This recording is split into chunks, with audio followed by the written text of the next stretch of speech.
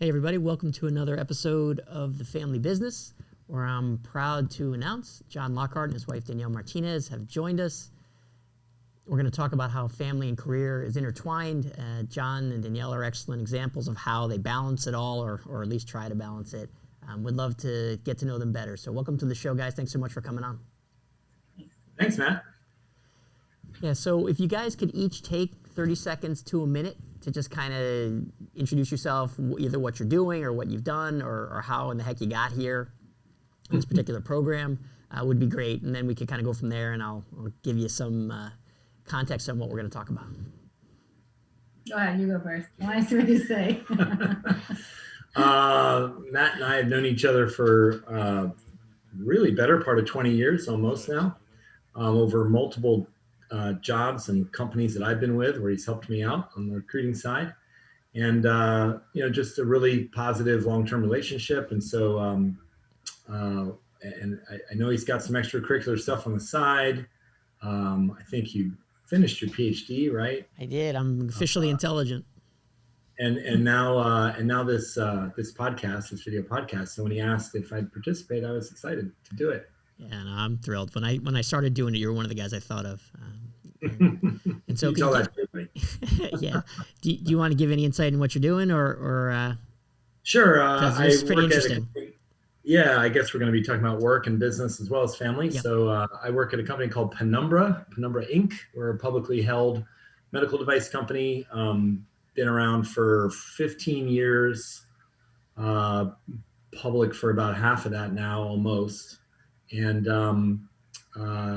I've been around not from the very beginning, but from pretty early on in our commercial time there, and have had the pleasure of launching a bunch of medical innovations, from neurosurgery and stroke thrombectomy to stuff in the intervention in the body. And I'm currently working on a product, actually for the last 3 to 4 years now, that's going to use virtual reality and electronics and software to treat a wide variety of medical conditions.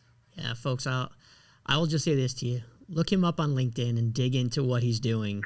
Virtual reality is just a very basic description of what he's doing to make people's lives better. And their efforts at this company are off the charts as far as what they're trying to do to make people have a better quality of life after they have a stroke. So Danielle, I would love to learn more about you. We really haven't had a chance to talk too much. Let's see. So I'm Danielle, and what did you want to learn? Why are you here? I stay home. Why are you here? John told me I had to be here. And so I stay home. I used to be a textile designer, and then I became an art teacher, and then I stopped that, and I volunteer for a domestic violence shelter, and I do a bunch of stuff for them. So. What do you mean by that? What is a domestic styling shelter? Is that what you said? Domestic violence. Violence. God, I was going to say it sounds really. Yeah, domestic violence and human trafficking. So okay. What I kind of do a lot of stuff for them. I've been there, I don't know, maybe six years, mm-hmm. And I work with the clients. I find them furniture. I put together cribs if they need help. I man the hotline. I man crisis line. I kind of just do a lot because I've been there a while, so they know me. Well, that's incredible. I mean, I would think that's such a sensitive situation and time and circumstances that I don't know if people are even going to be comfortable speaking to you about anything. I mean, I can't imagine that you must have to sit there silently with some of these folks for hours to see until they finally feel comfortable enough to talk to you. Well, if you're calling the crisis line, you want to talk. So because it's, you've reached your limit, but, and now it's even a lot worse because of people are inside and they're trapped and they're in situations that are intolerable. But no, people can open up. They really can. Well, that's an interesting concept. They called you or they came to you. The odds are they're not going to come there and not open up. So. Huh. Well, it's a safe house too. So, is that right? Okay. Because or there's police involved, or children are involved. So we get them out of that situation into the safe house that I that I'm at. Yeah, this nonprofit owns Yeah. a small collection of apartment buildings Mm-hmm. here in the Bay Area, and Really? and it really its location is secret and so forth. And so, Yeah. if people are calling, sometimes they'll, they're like on a BART train running away Yeah. and like need somewhere to go that night, and immediately they have nothing in their possession. Holy cow. Yeah. It's funny. Yeah. I thought, John, you were making a difference. I'm talking to the wrong person. Jeez. Well, yeah, and John, True I do drag John along. I just helped. We were just helping someone out. I got some furniture for her, and so I always drag John along to help me move furniture. So yeah. You brought him for the muscle? Yeah, Yes. I know, right? Yeah. Weird. I don't want to hurt my back. Any port in a storm, huh, didn't you? Yeah. What's that? I said any port in a storm.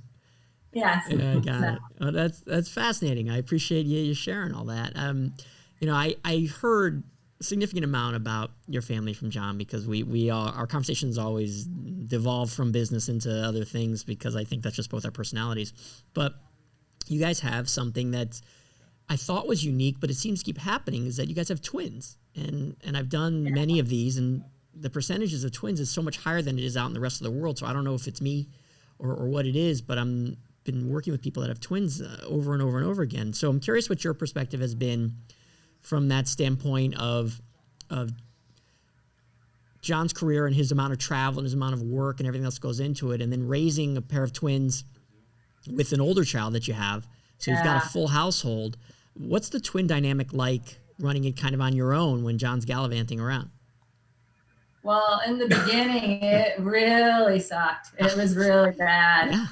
Yeah, I hated all of them. John, the kids. And let's be clear. There's two 18-year-olds and a 21-year-old now. So that's, we're long time. Yeah, we like them much better. Is that right? Yeah. But in the early days, it was really hard. Yeah. There was a lot of business travel. And where did you travel? You were with Boston then? Boston. A couple different companies, bad, Boston Scientific and then Penumbra. But there's a lot of domestic and international business travel in the medical device industry. And it was hard. I was not here.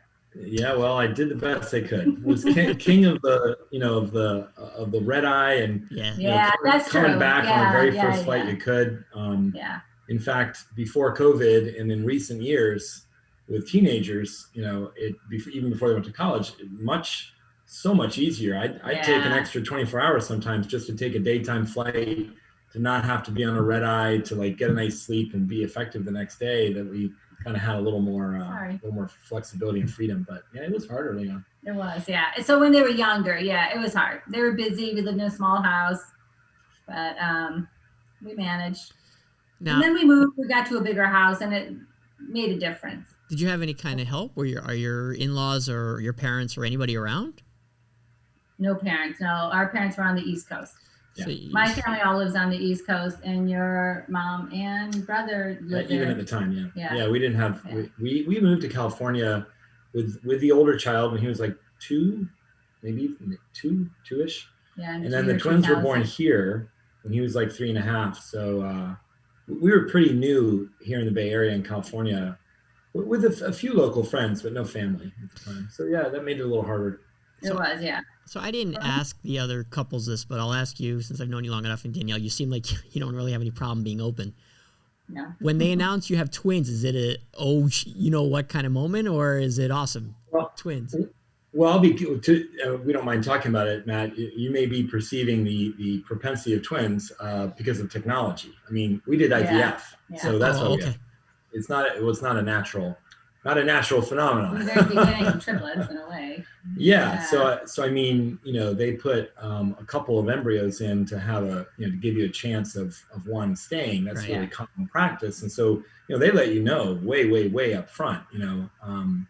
If you want to have fewer cycles and have this probably stick, you've got a really high risk of twins or more, and we just went ahead and took that risk. So it was well understood at the time. Yeah. The more I know, the less I know. And it was also well understood we were done after that. Yeah, I was going to say. Well, it's funny. The advice I got from our urogyno after my second child, which I only have two, is he said, your job is to be Amy's memory, my wife, because what happens is biologically for whatever reason, and I guess it's because we want to keep populating the planet, is that women have a tendency to forget all the nightmare that goes along with being in pregnancy. So every now and again, my wife would say that. I'm like, no, my job is to tell you that it's a nightmare and you're not to get pregnant again. Because she had a really awful second pregnancy. It was 4 or 5 months of bed rest. It was just a disaster. So my job was to remind her of that when she would lose herself and say, you want to? I said, no, I don't. And here's why. We were very confident that was that. Yeah. I went to the window and cashed in my chips there too. Yeah. So raising twins when they're a boy and a girl as opposed to 2 boys or 2 girls, do you think there would have been a different in your household, or do you think it's fairly similar? Oh, I think boys are easier. Yeah. Yeah, we have a boy-girl twin. We have boy, girl, and then the older boy. Yeah, boys are easier. Yeah, for sure. I don't know. Yeah, if I would have had 3 boys, I think. I don't know. Well, I mean, because they're fraternal twins, they're not identical. Whether or not they were both boys or both girls, they're very different people. They're like having 2 kids at separate times. They're totally different, except that they're just at the same time, right? So I think there's not that typical identical twin suspicion that they're somehow, have some ESP communication going on or something. I will say though that I think being developmentally the same, the same stage, like in child development, you know what I mean, as far as their learning and their friendships and like their perspective in the world.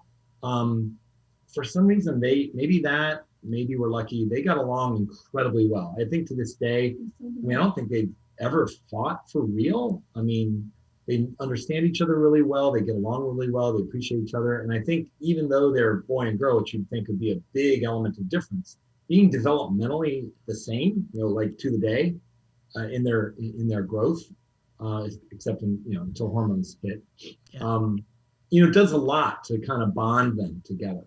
Do they team up against the older one?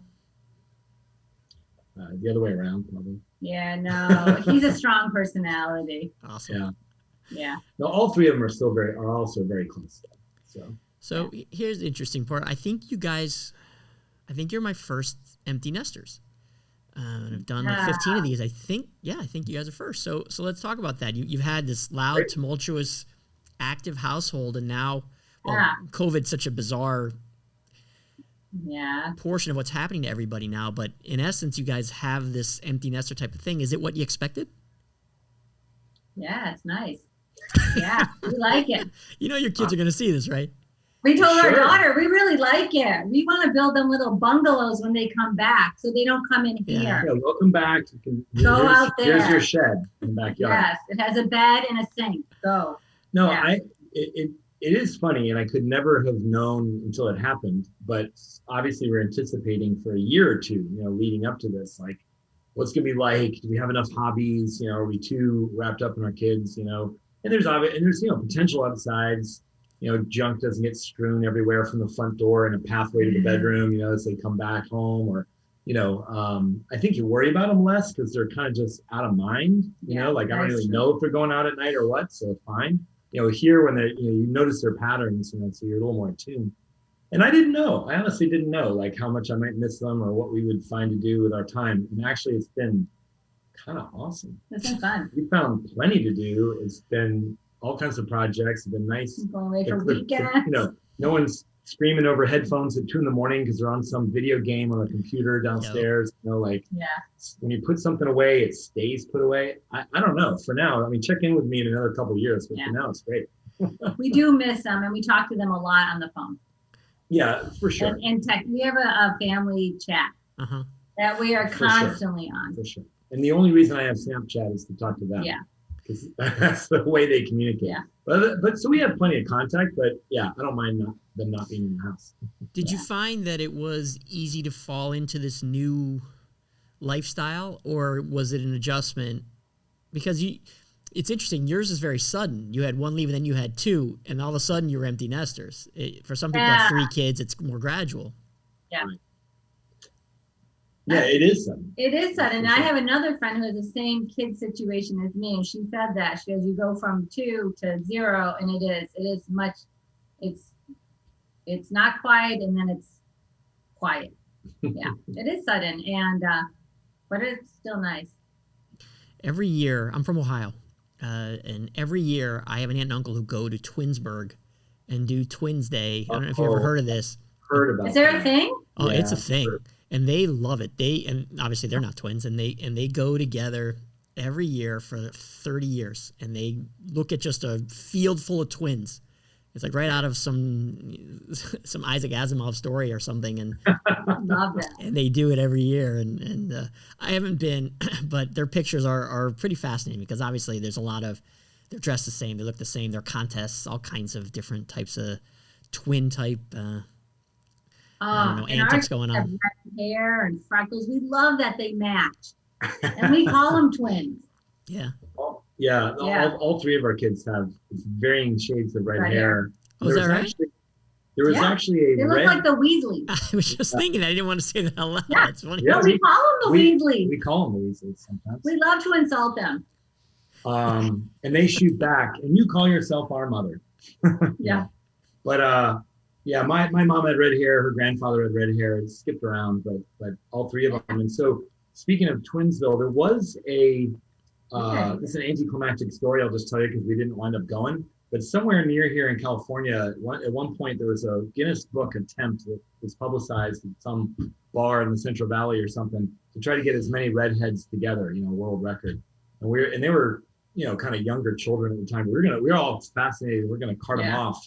They all kind of balked and probably, life got in the way. We didn't go, but man, what a regret. So to make up for that, we should go to Twins. If they do that again, and then we make them take pictures in front of twin signs. They don't like it, but they do it. Yeah.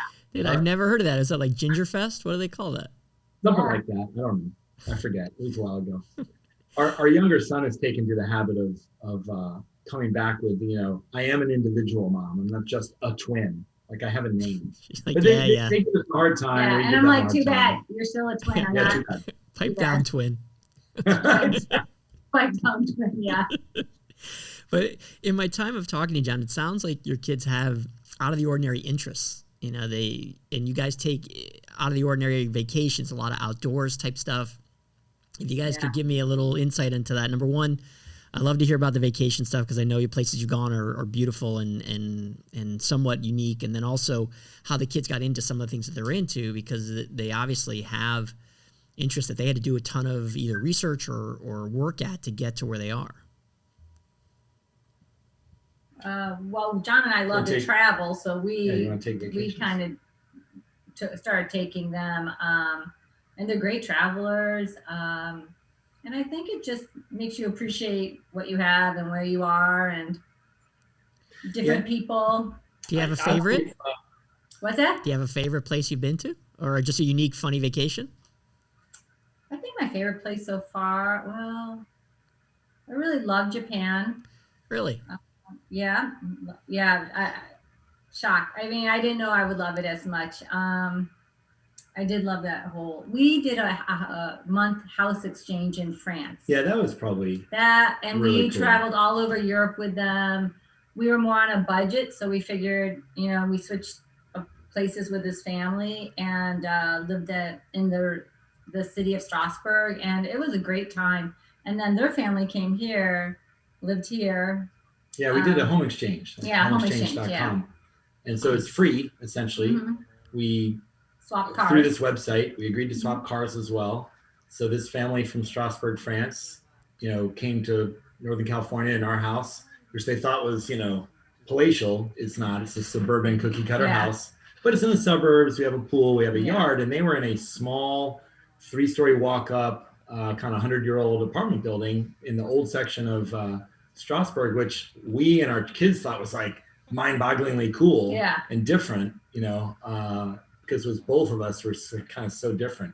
So yeah, and I was able to, kind of eke out a couple of weeks worth of work there that was legit and a couple of weeks of vacation to kind of string it together to be there full time. And it was really a great experience, I think. It was fun, yeah. We asked them where they want to go.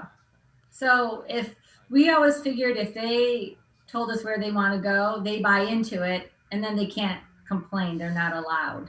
So we've gone, to Denmark, The very first place we ever took them Sweden. overseas was just London, and then Wales to yeah. see Stonehenge and stuff. We thought, okay, English speaking, but still quite different. And they were younger, we wanted Somewhat them to be old food. enough to appreciate it. But the famous line from that trip, we had walked all over London all day long, a lot of the big sites. And I remember we were coming back from, I think, the National Library or something where the Gutenberg Bible is. We had a long walk back to our hotel, and my younger son said, was really kind of starting to wear thin. And he was like, Dad, my feet really hurt. I can't do this anymore. I said, well, you're too big for me to carry. You're just going to have to, soldier on. We don't have that much further to go. And he said, no, I don't think you understand. The bones inside my feet hurt. He's like 8, maybe, they were in 2nd grade. Yeah. Okay, yeah, so about 8 or something. The twins were in 2nd. But they're troopers. So and I think they got a lot of perspective. I think both of us I felt like this from a very young age. And I think when we were married, we had the same philosophy that, exposure to other people, other cultures, other foods, other geographies are the best thing you can do for education and for kind of balance, like we need more racial harmony in America. We all understand that, certainly at this point. Yeah. And it's exposure to others, broadly different than you, that kind of drive you to have that perspective beyond yourself and your local community. And we really, really wanted that for our kids. So it is of course, about tourism and cool stuff to see, but just, knowing that you're not the end all is, I think, a huge life lesson. Yeah, we took our kids a bunch of times to Europe. I'm on the same thing. I didn't grow up with much, so for me to be able to travel anywhere was a huge deal. I think I went to Cleveland once, like in my entire childhood, and we drove there from Florida, just to give you an idea of what kind of budget we were on. Right. And so my wife, who grew up with less money than I did, which was one of those smart moves on my part, you figure you try to find somebody who has a couple dollars, but I didn't. And we wound up, though, saving and traveling. We took our kids, just like you. We went to London, then we went to Paris, and we went to a couple other places. And their perspective, my son will throw on a backpack. He's 14 tomorrow. And he throws on a backpack. He's like, where are we going? And he doesn't even think twice. My daughter's a little more careful, though. She fell in love with London. She goes, can I go to college here? I'm like, honey, let's pump our brakes a bit and go into Oxford. Let's go back home. But I agree with you. I think it just opens them up to understanding that not everyone lives like you live. Not everyone goes to school like you go. Not everyone plays the same sports you play. All those kinds of things. That's awesome. Right. The one thing that I've never had a chance to talk to you about, John, is some of the risk that you've taken in your career with Acumen back in the day, and then Penumbra. You took a couple steps backward to go with people you felt like were going to be successful, yet the company still was too early to tell where it was going to go. Oh, yeah. And I'm curious how much your family was a part of those decisions and what you went into in your process of taking risk twice back to back like that. Well, yeah, you can go back, very much so, a part of it. Well, not the kids, Danielle. Kids just are along for the ride. That's why we're in California. That's why it's entirely why we're in California. And you can go back, Matt. Before I met you, we probably haven't shared this before, but I was working at General Electric aircraft engines as an engineer, which at one point I thought I wanted to do. It's really where it all began. That's where it all began. Yes. It's my first job out of college. Discontent. And the industry there in the early 90s was not doing well. And I felt like a very small cog in a really huge wheel, which I certainly was. And I wanted to go to business school after a close friend had a lot of influence. After about a minute of working. But you went along. I was there for 4 years. A minute. And then, but you were game to do that. We moved to Chicago. She got a job at Sears while I went to business school. Yeah. Then I had a summer job up in Minneapolis, and we really liked that town. And that summer job turned into a full-time offer at Guidant. That's before it was bought out by Boston Scientific. And we thought we'd be there for a long time. We really like Minneapolis, and I like Chicago too. When I had the summer job, you came up a lot. We've been married by now. And so we settled in Minneapolis, and we bought our first house together. For a year and a half. For a year and a half. That was a little shorter, although the entire time with Guidant, including the time in Chicago, was about 4 years also. And then this opportunity came up to move to California, and we'd had our first kid by then. But I remember it pretty distinctly. Like you were willing to roll the dice again. I just wanted 3 things. I can't remember the third though. There was probably some negotiation. There was. We're very much a bribery-oriented family, so you know. So I wanted John to never shave his goatee. Okay. Never shave his goatee. Which I wasn't anyway, so that's an easy one. I wanted a really nice watch. Which she got. And I can't remember the third thing. I don't remember. You wanted twins? Good memory. And you wanted twins? No, I did not. No. He wanted more kids. So, you know, those were risks we had sort of laid down in our life and our marriage even before Acumen and Penumbra.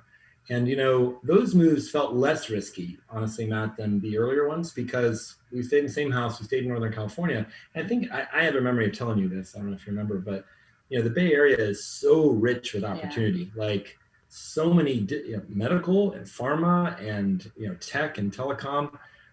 You've got, you know, the huge universities full of intellectual property and capital. You've got money, you know, more money than anywhere else in the world in venture. So I always felt like the move to California was one of the less risky things we did. And now I changed jobs several times since we were in California, but you know, there's just so much opportunity, and we had the chance to finally be settled. And this is a second house we've had in California, but it's within 10 miles of the other one. We just needed another bedroom after the twins were born. And so we've really settled here. We really did finally put down roots despite, you know, a couple of other moves within the Bay Area. Yeah, it's an interesting perspective because most people don't answer it that way. They calculated the risk. They talk about all whether it was an opportunity cost or whatever went into it and how it affected their family. And you guys are taking a totally different tack. And you're right. I mean, with the amount of work I do in the Bay, the opportunities are relatively constant. They're not all great opportunities, but they do exist. So the risk there is less because there is somewhat of a fallback, quote unquote.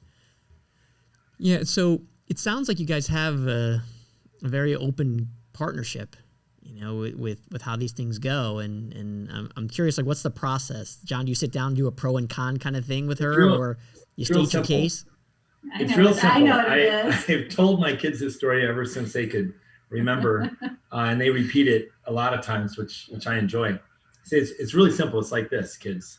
When something comes up, you know, and a family has to make a decision, we sit down and it's understood between us. I get to make all the big decisions, see, and she gets to make all the little decisions. Now, I have yet to make a decision in my life or our marriage, but it'll be the big ones are all mine to make. So just that's the process. That's how it works. So I'll give you a little insight what's going on in my life right now. We're moving, and we're staying in the same little town that I live in Florida, but we're moving to a house because our dog is too big and we have nowhere to put it and no yard. Just like you said, for a yard you moved. I'm actually moving for a yard, and because the dog's so darn big, he looks like a giant raccoon, and so we bought the house. Or actually, I shouldn't say this. My wife bought the house seen. I bought it unseen. Never was in it. Never even drove by it. No idea. She called me and said, I think we're going to buy this house. I said, do I retain veto power? Because she told me throughout our whole marriage that I always had veto power. And she goes, sure you do, honey. You definitely have veto power. And she laughs and hung up. I've never vetoed anything at any time that I can ever recollect. And now with the kids, I don't even get to pick what restaurant we go to. Even on my birthday, they'll say, you want to go there? I'm like, why'd you ask me where I want to go if I don't have a say? I wish I was trying to be funny, but that's the truth. Yeah. It's just polite. It's nice. It's polite. Yeah. You should hang with my wife. You guys will get along just fine. Which town did you move to, or are you in? I live in a little town called Parkland in Florida, near Fort Lauderdale. Oh, south. Okay. Yeah. I live down here in South Florida, and I've been here for almost my entire life. I'm from Ohio originally, but down here. So I know you guys met at UC, right? You Cincinnati people? We met in undergrad. Met at a wedding. Yeah, we met at a mutual friend wedding in undergrad. Yeah. I was at Rensselaer. She was at Fashion Institute of Technology in New York City.